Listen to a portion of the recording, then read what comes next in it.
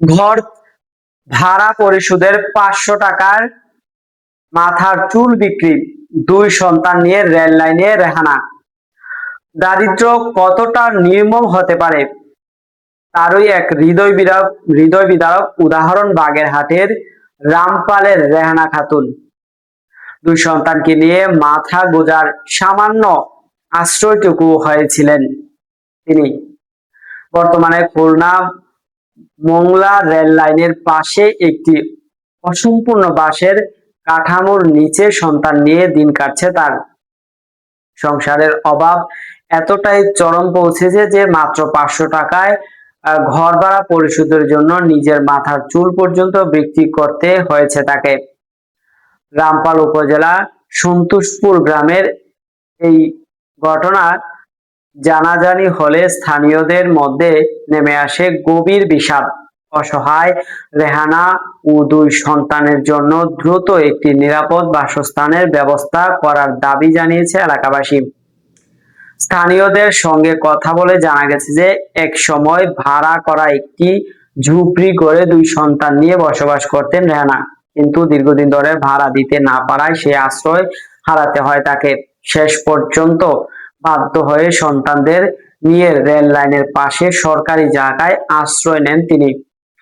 রেহানার দুরবস্থা দেখে স্থানীয় কয়েকজন এগিয়ে আসেন। তাদের উদ্যোগে খুলনা মোংলার রেল ব্রিজের পাশে বাঁশের খুঁটি দিয়ে একটি ঘরের কাঠামো তৈরি করে দেওয়া হয়, কিন্তু অর্থের অভাবে কয়েক মাসেও সেটি আর সম্পূর্ণ করা সম্ভব হয়নি।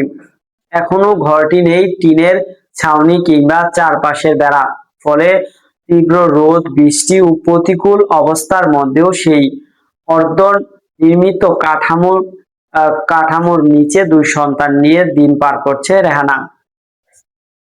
স্থানীয় বাসিন্দা ফেরদৌসী বেগম বলেন যে মাথা গোঁজার জায়গা না থাকায় রেহানা একসময় পাশের একটি বাড়িতে অস্থায়ীভাবে থাকেন। একদিন তার মাথার চুল না দেখে কারণ জানতে চাইলে কান্নায় ভেঙে পড়েন রেহানা। জানান যে ঘরের 500 টাকা ভাড়া পরিশোধের জন্য নিজের চুল বিক্রি করেছেন তিনি। আরেক বাসিন্দা রহিম শেখ বলেন যে রেহানার জীবন অত্যন্ত কষ্টের। 2 সন্তান নিয়ে কোনো রকমে দিন কাটছে তার। সরকারের কাছে আবেদন করা হবে যে যাতে দ্রুত পরিবারটি জন্য একটি ঘরের ব্যবস্থা করা হয়। স্থানীয় মহিদুল ইসলাম জানান রেহানার জন্য বাঁশের কাঠামো তৈরি করা হয়েছে, এখন শুধু টিন বেড়া ব্যবস্থা করা গেলেই সেখানে বসবাসের উপযোগী একটি ঘর তৈরি করা সম্ভব। সমাজের বিত্তবান ও মানবিক মানুষ এগিয়ে এলে অন্তত সন্তান দুটিকে নিয়ে নিরাপদে থাকার সুযোগ পাবে রেহানা। সরেজমিনে গেলে দেখা যায় যে সন্তোষপুর গ্রামের প্রবেশ মুখের রেল লাইনের পাশে দাঁড়িয়ে আছে একটি অসম্পূর্ণ বাঁশের কাঠামো। সেই কাঠামোকেই ঘর বানিয়ে সন্তানদের নিয়ে নতুন করে বাঁচার স্বপ্ন দেখেন রেহানা, কিন্তু অর্থের অভাবে সেই স্বপ্ন এখনো অপূর্ণ রয়ে গেল।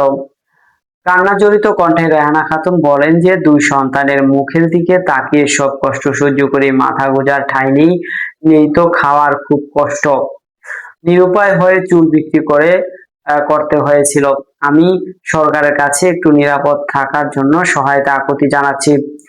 এলাকাবাসীর দাবি রেহানা ও তার 2 সন্তানের দুর্দশায় বিবেচনায় নিয়ে দ্রুত সরকারি আবাসন প্রকল্পের আওতায় তাদের জন্য একটি ঘরের ব্যবস্থা করা হোক। দর্শক, সাবস্ক্রাইব করবেন, লাইক করুন, শেয়ার করুন, কমেন্ট করুন।